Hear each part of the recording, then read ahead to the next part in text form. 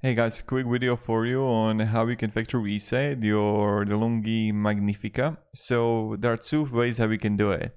The first way is that when you're gonna have it on standby mode, is that you're gonna press a Steam, then you're gonna press Espresso, and this thing here 2x at the same time. You're gonna press these three and hold them for like 5 to 10 seconds. Then it's going to do the process and it's going to factory reset. This is the first thing. The second way how we can do it, that you're gonna like take it out of your take it out of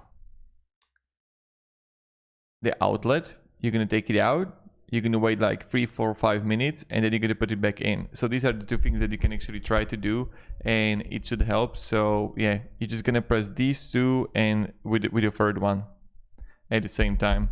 So thank you very much and have a great day and goodbye.